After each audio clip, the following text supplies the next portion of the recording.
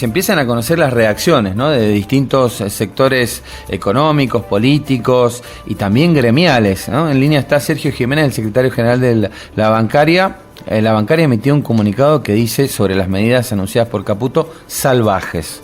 Sergio, ¿cómo le va? Buen día, gracias por atendernos. No, gracias a ustedes. Buen día, Rodrigo, buen día, Natalia, buen día a todos los compañeros y compañeras de la radio y por supuesto a los oyentes. Bueno, han emitido este comunicado haciendo un análisis de las medidas anunciadas por el ministro Caputo. Con el título lo dicen todo, pero queremos pedirle precisiones. Sergio, salvajes han denominado estas medidas. Sí, entendíamos o ha entendido nuestro Secretariado General Nacional que es el título que amerita a semejantes medidas que está transformando la vida de los argentinos y las argentinas, ¿no? Está pulverizando el poder adquisitivo del salario, está generando situaciones que indefectiblemente van a terminar con desempleo, con baja del salario, con un aumento tremendo de la pobreza. No es descabellado pensar que promediando el verano vamos a tener índice de pobreza más cercano al 60%, que a ese 40-44% que los horrorizaba cuando, bueno, ahora la UCA saca el último informe,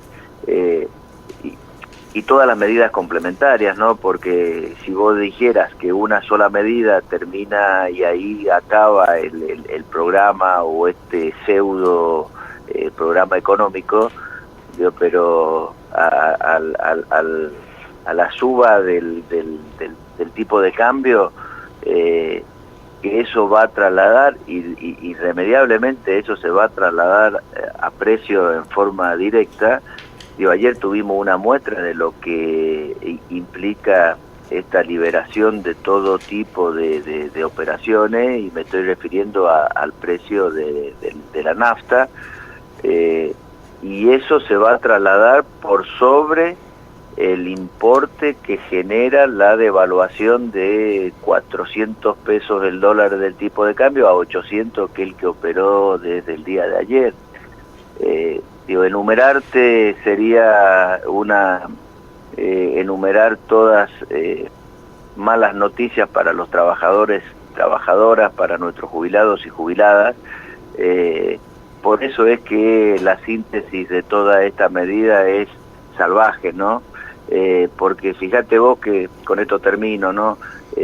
Hablan de esto, hablan de aquello, pero no se detienen un instante en haber previsional. Sí, de haber previsional dijeron que van a eliminar la fórmula de movilidad, ¿no? Pero no hablan de cómo ayudar a los sectores más vulnerados. Te dicen vamos a sostener el potencial trabajo a valores del 2023 con una devaluación ya del 148%, y estamos hablando de 78.000 pesos, ¿no? Y te dicen, y vamos a subir un poquito, a duplicar la UH, 170.000 pesos. O la tarjeta alimentar, digo, pero desenganchan de lo que debería haber sido, que la suba del salario mínimo, y a partir de ahí generar un efecto en los distintos ítems, asignaciones familiares, por ejemplo, que van atados a ese valor. Digo, todas medidas que en definitiva, termino con esto, digo, la casta está más sólida que nunca. Y como decía el comunicado de la CGT, el ajuste lo está pagando el pueblo, ¿no? Uh-huh. Jiménez, bueno, hoy conocíamos que La Libertad Avanza logró el respaldo para presidir el Senado. El Frente de Todos sería minoría en todas las comisiones, de lo que implica este nuevo año legislativo. Y ustedes en el comunicado hablan del papel del Congreso y de los gobernadores y les piden que no traicionen al pueblo. ¿Qué rol les cabe a nuestros representantes? Y justamente eso es lo que estamos llamando a que se reflexione, ¿no? Porque esto ya lo vivimos en menor medida en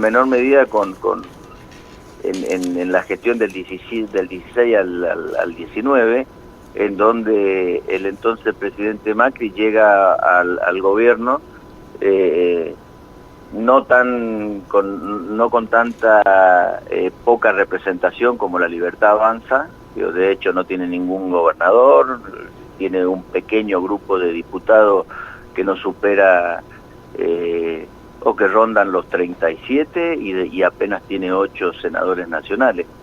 Y sin embargo en aquella oportunidad apareció algo que recorrió opiniones de legisladores, aún que habían sido electos en su momento, estamos hablando del 16, habían sido electos por el espacio de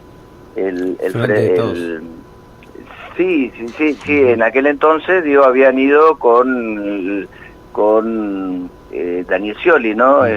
Integrábamos el espacio que llevaba la presidencia Daniel Scioli. Ya ha pasado tanto tiempo que ya no me acuerdo si era... Diego Bocio, uno de ellos, Sergio. Diego Bocio, sí, señor, y Miranda en la provincia de Mendoza, ¿no? Fue uno de los que junto con Diego Bocio arman ese grupo de legisladores y le terminan dando la gobernabilidad a Macri, le aprueban absolutamente todo. Lo primero que hay que recordar fue la autorización para la cancelación de los fondos buitres, claro. ¿no? Inicio del año 2016. Bueno, hoy estamos en una situación en donde la ciudadanía se expresó en dos momentos. Cuando había que elegir para legisladores nacionales, hubo un pronunciamiento y así quedó conformada, en este caso, el Poder Legislativo. Y después, como no se pudo resolver, habida cuenta los números, se necesitó de un balotaje, y ese balotaje fue el resultado del 19 de noviembre. Pero hay que hacer una separación claramente.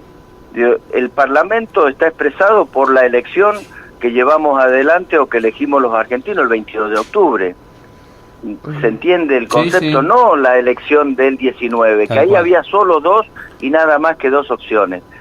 Por lo tanto, esperemos que, como dice el comunicado, no aparezca ahora esto de la ética de la responsabilidad o la ética de los principios, y nosotros tenemos principios, los que fuimos o auspiciamos a los candidatos del Frente de Todos, y por lo tanto pedimos que esos principios que expresábamos y que fueron refrendados por votantes a lo largo y a lo ancho del país, sean defendidos en el Parlamento y no aparezcan estas situaciones como las que nos tocó lamentablemente vivir en el año 2016.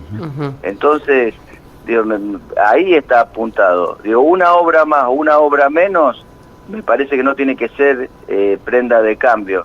Hay que expresar en el Parlamento el rol que nos dio la ciudadanía. Y el rol que nos dio la ciudadanía es de ser oposición y sostener, mantener y acompañar al sector que nos acompañó con su voto. Por lo tanto, esperemos que esto ocurra, y que no empecemos a observar esto, que por un cordón cuneta, tengamos legisladores votando estas leyes ómnibus que enviarían en donde nada de eso o de lo que se va a tratar favorece a las mayorías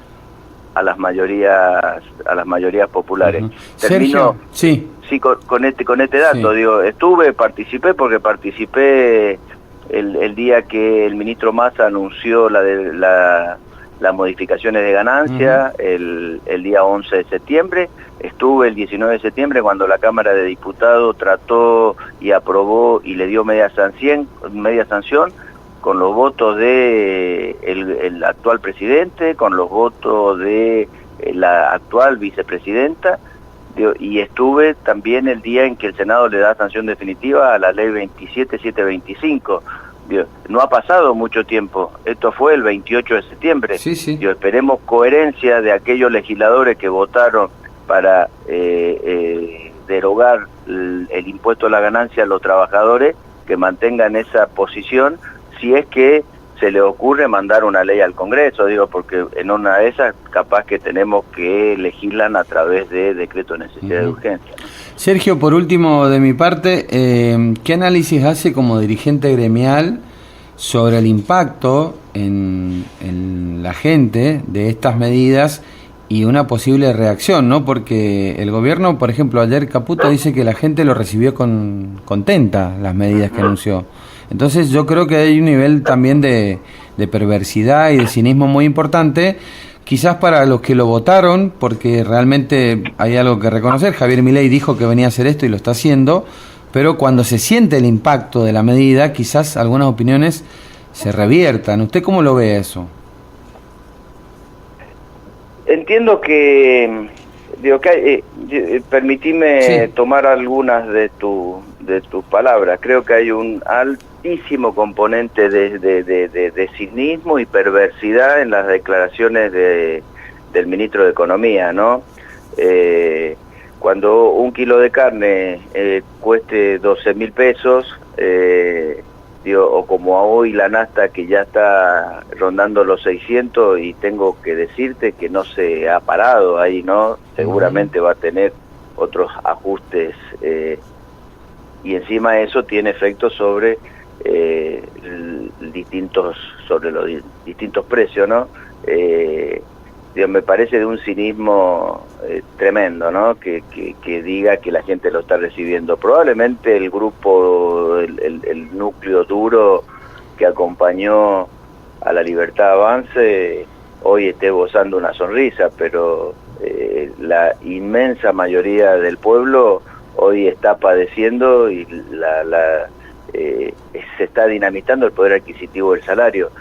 Aquellos que hemos podido acompañar el proceso inflacionario, le hemos empatado en todo caso, pero conocemos actividades que por distintos motivos no se ha podido acompañar el desfasaje que ha producido la inflación, y entonces estamos en un problema.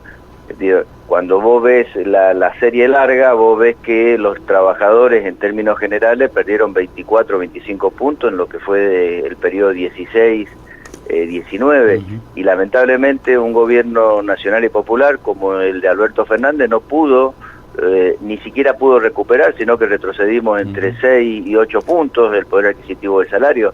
Entonces, y a esos salarios hoy le aplicás una devaluación del 100%, le aplicás una suba de combustible, y todavía no han aparecido los nuevos valores de servicios, de transporte, que hacen a la vida cotidiana.